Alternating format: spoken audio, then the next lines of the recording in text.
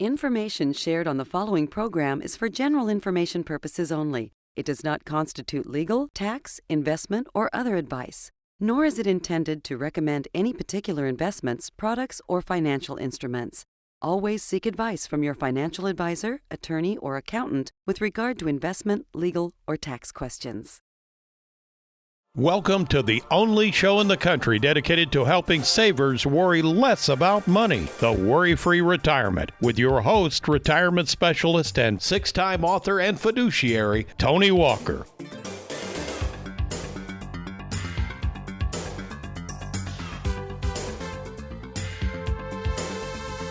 Well, welcome, folks, to the WorryFree Retirement. And yes, I'm that little man in the sweater vest, retirement planning specialist and fiduciary, Tony Walker.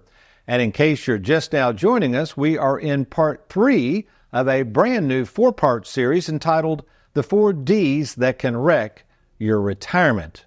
Now, 2 weeks ago, we covered divorce. Last week, we covered death. And this week, we are covering part 3 called decline. Now, by the way, to watch any of our past episodes, I would invite you to subscribe to our YouTube channel. Just go to youtube.com and type in Tony Walker Financial so you can watch all of the content that we air on this show each week. Okay, so if anyone can speak to the reality of our third D, what can wreck your retirement, that being the issue of declining health in retirement, well, quite frankly, it's me. Not only as an advisor who personally sees 20 to 30 savers each week, I witnessed more and more of these clients starting to show declining health, whether it be physical, mental, or sometimes both. But it's not only that. You see, some 40 years ago, also I witnessed my own father, who at the ripe young age of 57 was diagnosed with Alzheimer's, a disease that in just a few short years thereafter would take his life while ending up in a nursing home. For those of you who have watched loved ones decline in health or currently are in the throes of watching them decline in health before your very eyes, you know exactly what I'm talking about. There might be some watching this show on TV, listening on the radio, or watching us on YouTube who are concerned about this issue, not just for others, but also for yourselves, which is why today we're going to cover the third D in that thing called retirement that can actually wreck your retirement and hopefully give you some possibilities of how you can deal with it. Because let's face it, folks, if death doesn't get you first, decline probably will. So let's jump right into this most difficult subject matter facing retirees was one of the thousands of articles that I found on the internet regarding the issue of declining health, and I'm going to kind of dive into what this article is talking about. I love the article's headline. It basically says the 10 most common chronic conditions on older adults and what we face. We'll kind of get into those a little bit, but I think it's the fact that this is a real issue. As Americans are living longer and longer, there's more and more things that can creep into retirement that can affect your health. What I noticed from this is 94.9% of adults age 60 and older have at least one of these conditions, listen, while 78% have 2 or more.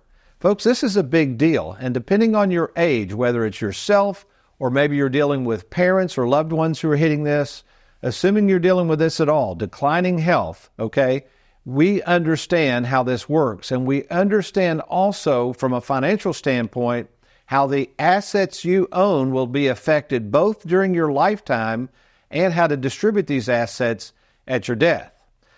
In fact, just the other day, I had in my office 3 different beneficiaries of a client who had recently passed away. And as they shared with me and my staff the assets they had outside of the assets we handled for this loved one who had passed, it reminded me just how confusing it is for savers to try to keep straight all of these assets, and more importantly, what will go through probate and what will not. So using their example by changing the names to protect the innocent, I'm going to share with you a simple graphic that I've used for years that I think is going to help you at least think through more clearly what assets you have. And while you can, before your health declines, really think through the documents you're going to need and what you need to put in place to make sure these assets pass to the beneficiaries you want with the least amount of hassle. So let's take a look at these 4 boxes. So basically, folks, if you boil this down, there are only 4 types of ways that property can be owned. The first is solely owned. The second is jointly held. The third is trust or contract. And the fourth is beneficiary. Now, immediately, most people say, well, Tony, I don't need to worry about all this because I've got a will. Well, let me describe this, and before Derek's at the helm here with the graphics, before you show any arrows here, Derek, let me make sure I'm covering this. I'll use an example. A solely owned asset happens a lot. Let's say you have a parent that's maybe they're widowed, they're single now, they're in their 80s. They may still own a car, and that car is usually solely owned on the title in their name. That would be an example. Then you have jointly held. Well, let's say their spouse has passed away. Well, there wasn't any problems settling the house because more than likely the other spouse was a survivor on the deed. So that's why it wasn't any hassle at the first death. Now your mom in this example owns the house, okay? Then we have trust or contract. That would be like a living trust or maybe even an LLC or maybe literally a contract like a note receivable or something. That would be another way you could add assets. Now this last category is actually the most, common asset in terms of how you hold assets, and this would be by beneficiary. So life insurance passes by beneficiary, IRAs, 401ks, 403bs, annuities pass by beneficiary. Now, why is this important? Okay, so let's say you don't think it's any big deal. You've been to an attorney, you've gotten a will, and you say, Tony, I've got all this worked out, man. I don't need to worry about how all these assets pass.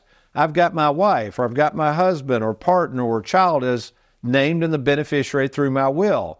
Now let's go to this and see what actually goes through the will.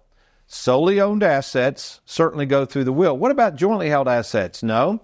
In this case, if you were still alive and you left it to your spouse, if she's on the deed or he's on the deed, they're going to get it. Even if you put your children on the deed as survivor, that will bypass the will. What about trust or contract? Nope, it's going to go to the spouse or whoever's named as the beneficiary of the trust. That wouldn't go through the will. And here's the biggie. Beneficiary designations do not go through the will. So you might be saying, well, what's the point of all this, Tony? The point is, folks, if you are working with somebody, maybe a family member that's in declining health, or you yourself are worried about this down the road, you've got to get this stuff shored up. And here's where we can help at Tony Walker Financial. While we are not attorneys, what we do in our process, our 5-step process, is we're going to go through all of your assets, make sure we understand a clear vision of what you want to happen to these assets, both while you're alive and when you die. And then we're going to make sure everything's categorized and organized so that we have everything done on our end. And then also when you go to your attorney to get everything ironed out through your wills and trust, this will already be organized. So if you don't have someone like this that's taking the time and the necessary details to make sure this is correct, why don't you do this right now? We can set up a free time to talk by phone. We call it the free 10-minute fiduciary phone call. It's real easy to do. Just log on to TonyWalkerFinancial.com. That's TonyWalkerFinancial.com. Or you can call us anytime at 877-499-9255.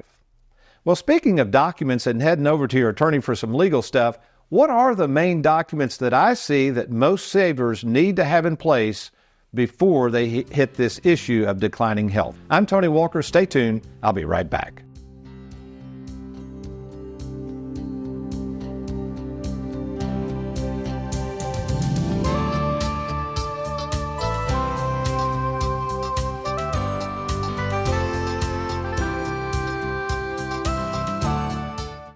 On your TV show and in your commercials, you warn savers about the year 2025, possibly eroding their retirement savings. What is the significance of 2025? Well, in 2025, some of the lowest tax rates in the history of this country will, let me repeat, they will expire.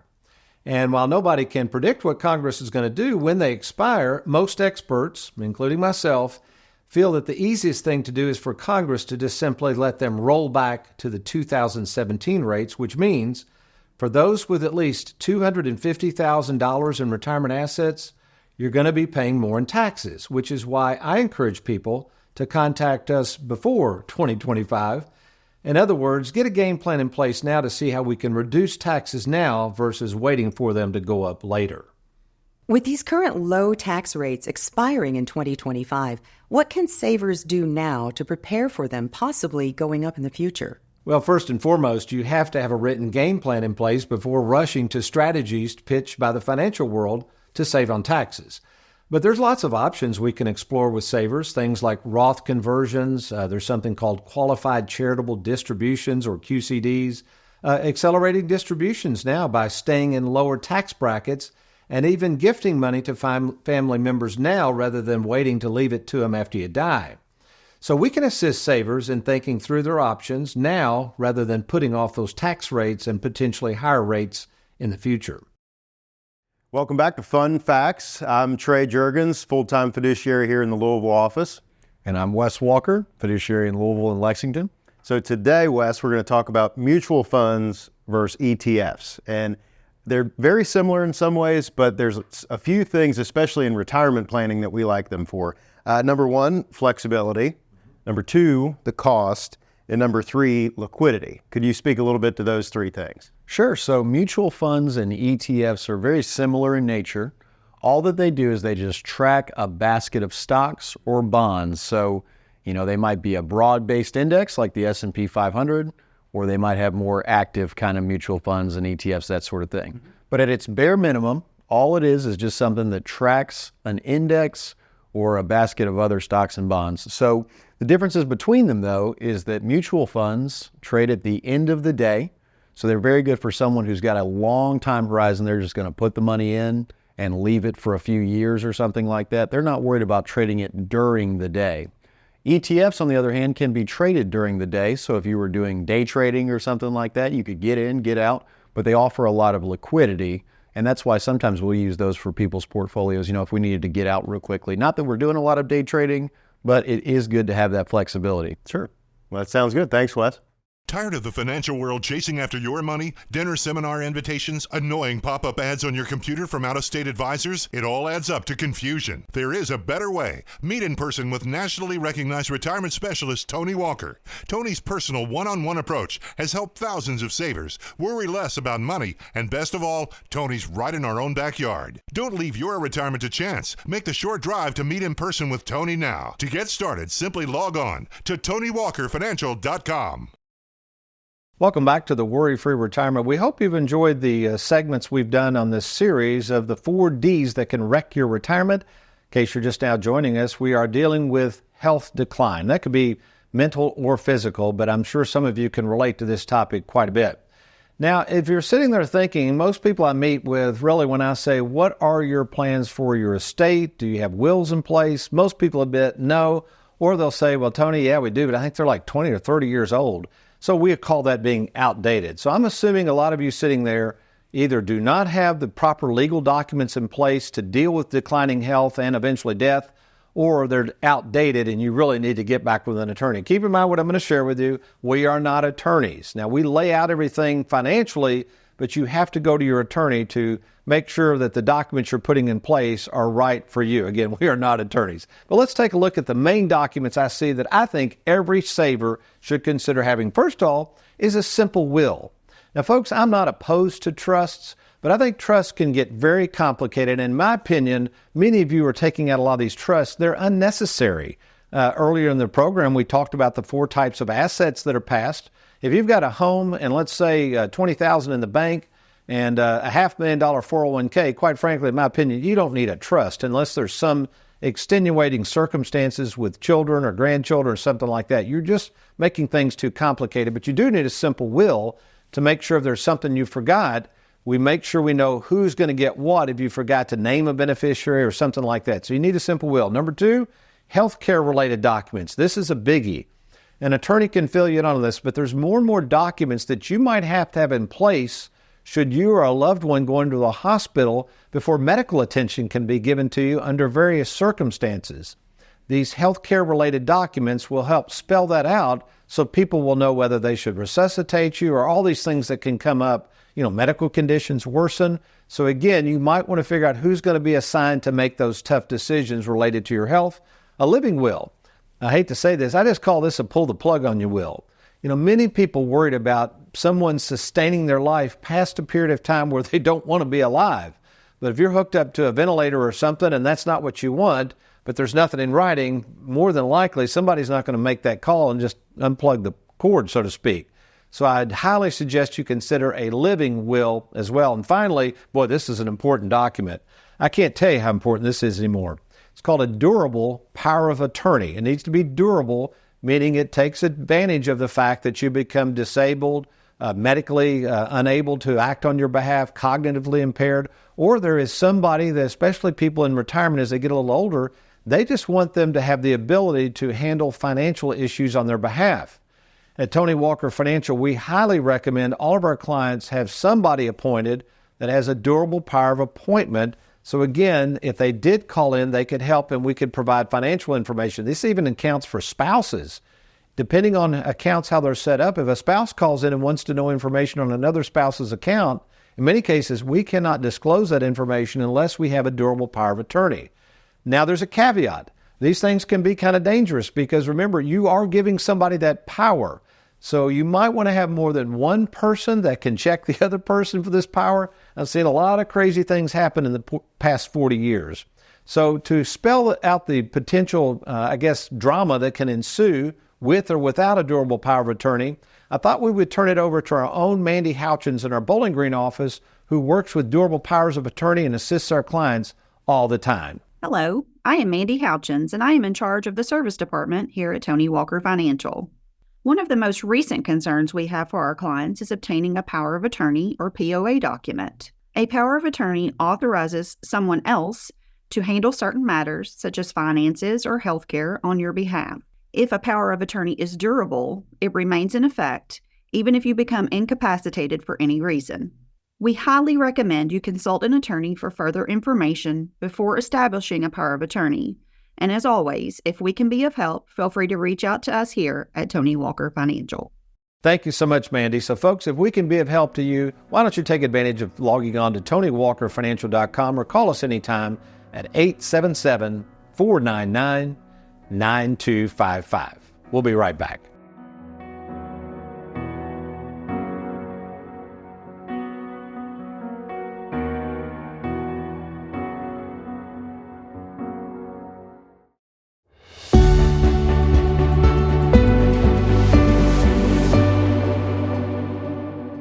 Our client spotlight today shines brightly on Ron and Diana Foster, and welcome to the studios here at WorryFree Productions. Thank you for joining us. Thank you, Tony. Tell us a little bit about the process you went through in finding an advisor and the number of years. Actually, you said you've kind of been considering this. We found you on the television, watched it a couple times, and we found ourselves kind of learning as we go. What was it about Tony Walker Financial that finally put the decision in your hands to say, let's do this?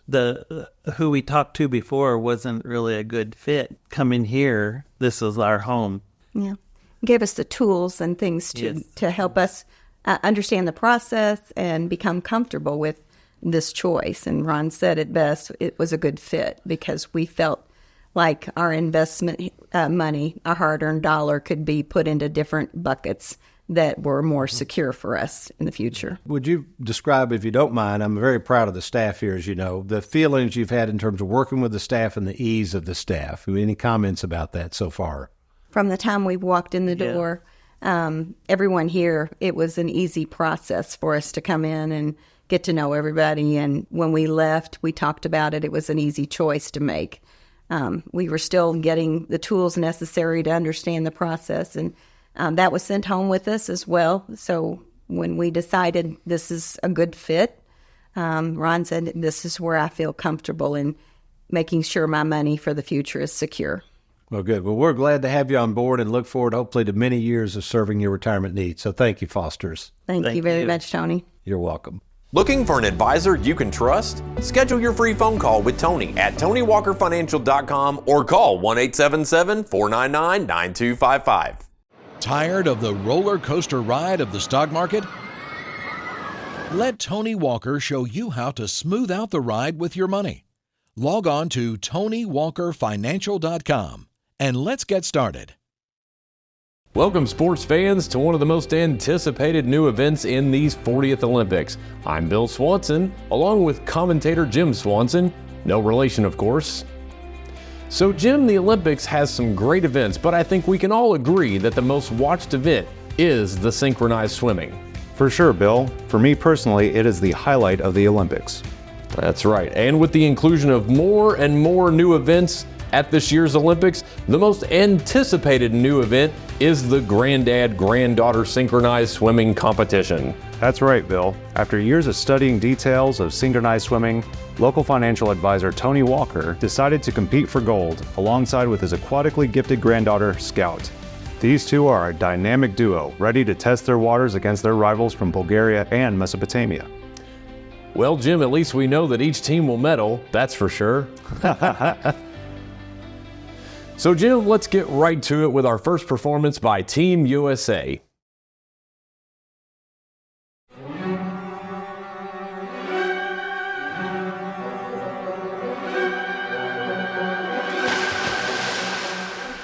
As you can see, Jim, a huge crowd on hand to watch the first ever Olympic event. Just look at the enthusiasm as the crowd is anxious to see Tony and Scout perform. Well, Team USA begins with a difficult move right out of the gate, a spin around floppy floop. Ooh, that's a tough one. Followed by a bunny hop. That's impressive. Oh my, look at the height of that flying Nancy. Nice maneuver, followed by that patented move in synchronized swimming, the donkey kick. Just look at the grace exhibited by these two. Magnificent. This team really does have great form, don't they? Oh my goodness. Tony just pulled off a fling zing. That was amazing. Wait a minute. Tony is going to try to pull off the skydiver move. Perfect. And they finish with a beautiful array of synchronized splashes and then cap off the performance with one more flying Nancy. And the crowd goes wild at that magnificent performance. Well, except for that guy. I can relate. What do you mean by that, Bill? Oh, I'm sorry, Jim. I am completely checked out. Oh, but hey, look, I got a new high score. Very nice. All right, folks, thanks for watching. We'll see you in 4 years. Did you realize that if you have more than $250,000 in retirement assets, the government could tax as much as 40% of it when you go to take it out? And with current tax rates set to expire in 2025, the taxes you will owe on your 401k could climb even higher. Don't wait until 2025 to see how much Uncle Sam will take of your money. Get a game plan by logging on to TonyWalkerFinancial.com. That's TonyWalkerFinancial.com. The notion of getting older and losing one's ability to function due to memory loss, cognitive abilities, and the loss of one's physical faculties is real, and if you live long enough, will eventually happen to all of us. And in many cases, the possibility of devastating effects to both your finances and to the ones you love who are trying to deal with your drifting away off into la-la land. And how do you know if yourself or someone you know who is close to you is about to lose it, so to speak? Well, I like to describe it this way.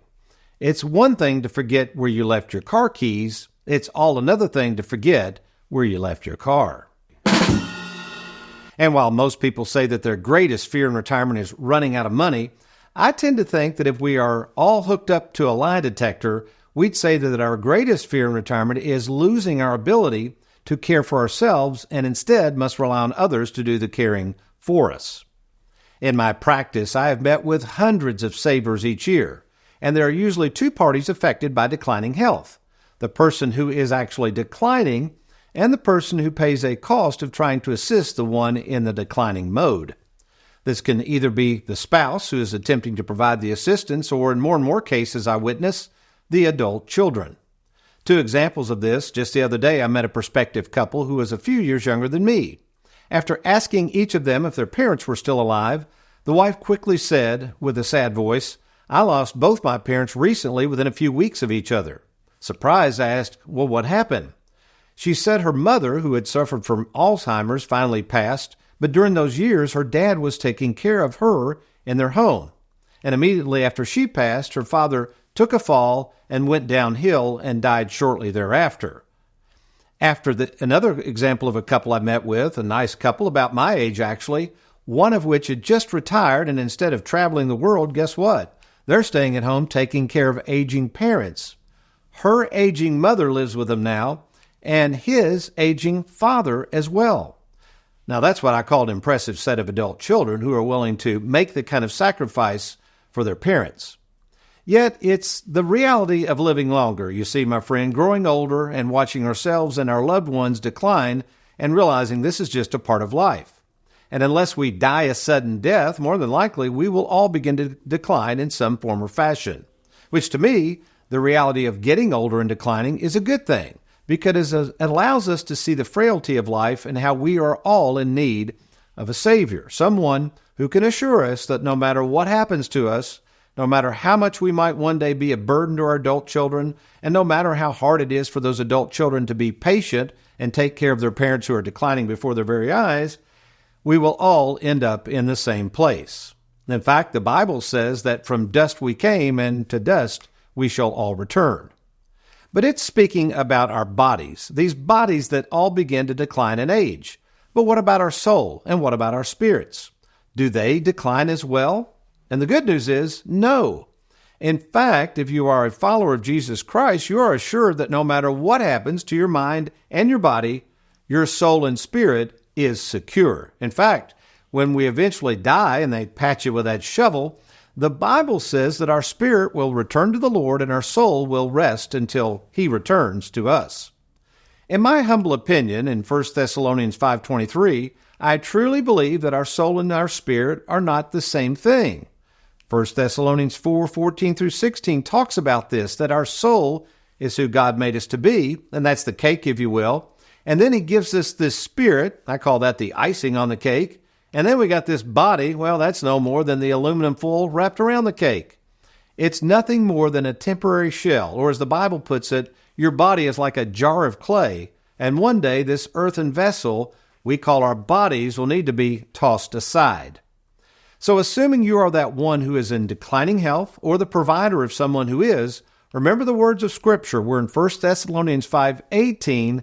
We are to give thanks in all circumstances. Why? Because as hard as it is to deal with the suffering you are in right now, remember, it's all in God's will. So my advice during these troubling times, look forward with great anticipation to that day when you will suffer no more. And that's some good news you and I can always take to the bank. Amen? Well, speaking of declining health, do you have a plan in place to use and enjoy this money before your health gets the best of you, before you can spend the money? Well, no matter your age nor your health, I want to talk to you about this matter of what are your plans right now to enjoy this money before it's too late.